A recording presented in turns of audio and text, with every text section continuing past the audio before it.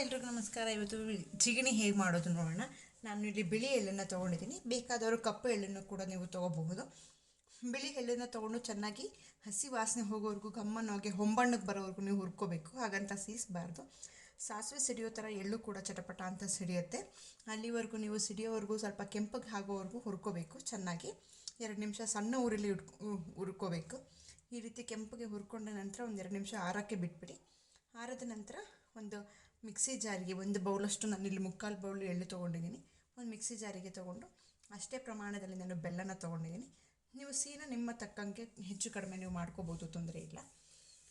ನಂತರ ಎರಡೂ ಚೆನ್ನಾಗಿ ನೈಸ್ ಪೌಡ್ರ್ ಆಗೋವರೆಗೂ ನಾವು ಮಿಕ್ಸಿಗೆ ಹಾಕ್ಕೊಂಡು ತಕ್ಷಣ ನಾವು ಚೆನ್ನಾಗಿ 1-2 ನಿಮಿಷ ನಾವು ನಾದ್ಕೋಬೇಕು.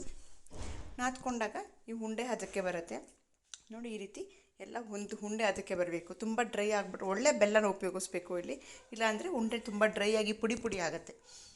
ಹಾಗಾಗಿ ನೋಡಿ, ಚೆನ್ನಾಗಿ ಸ್ವಲ್ಪ ಬಿಗಿಯಾಗಿ ಅಮಕಿ ಕಟ್ಟಬೇಕು, ಇಲ್ಲ ಅಂತಂದರೆ ಉಂಡೆ ಪುಡಿ ಆಗುತ್ತೆ. ಹಾಗಾಗಿ ಸ್ವಲ್ಪ ಬಿಸಿಲೇ ಚೆನ್ನಾಗಿ ಅಮಕಿ ಉಂಡೆಯನ್ನು ಕಟ್ಟಬೇಕು. ಎಳ್ಳು ಮತ್ತು ಬೆಲ್ಲ, ಸ್ವಲ್ಪ ಏಲಕ್ಕಿ ಪುಡಿನೂ ಬೇಕಾದ್ರೆ ನೀವು ಹಾಕ್ಕೋಬಹುದು. ಒಂದೊಳ್ಳೆ ಕಾಂಬಿನೇಷನ್ನು, ಒಳ್ಳೆ ಫ್ಲೇವರ್ನ ಕೊಡುತ್ತೆ. ತುಂಬ ಸುಲಭ. ಯಾರಿಗೂ ನನಗೇನು ಉಂಡೆನೇ ಬರಲ್ಲ ಕಟ್ಟೋಕ್ಕೇನೋರು, ಈ ಉಂಡೆನ ನೀವು ಆರಾಮಾಗಿ 5 ನಿಮಿಷದಲ್ಲಿ ಕಟ್ಕೋಬೋದು. ಒಳ್ಳೆ ಪೌಷ್ಟಿಕಾಂಶ ಇರುವಂಥ ಒಂದು ಉಂಡೆ, ಎಳ್ಳು ಮತ್ತು ಬೆಲ್ಲ. ಮಕ್ಕಳಿಂದ ಹಿಡಿದು ದೊಡ್ಡವರೆಗೂ ಯಾರು ಬೇಕಾದ್ರೂ ಶುಗರ್ ಫ್ರೀ, ಒಳ್ಳೆ ಪ್ರೋಟೀನ್ ಇರುವಂಥ ಒಂದು ಉಂಡೆ ಅಂದರೆ ಈ ಚಿಗಣಿ. ಹಾಗಾಗಿ ನಾನು ಈ ರೀತಿ ಚಿಗಣಿ ಮಾಡ್ತೀನಿ. ನೀವು ಯಾವ ರೀತಿ ಮಾಡ್ತೀರಾ, ಅದು ಇಷ್ಟ ಆದರೆ ಕಮೆಂಟ್ಸಲ್ಲಿ ತಿಳಿಸಿ. Thank you.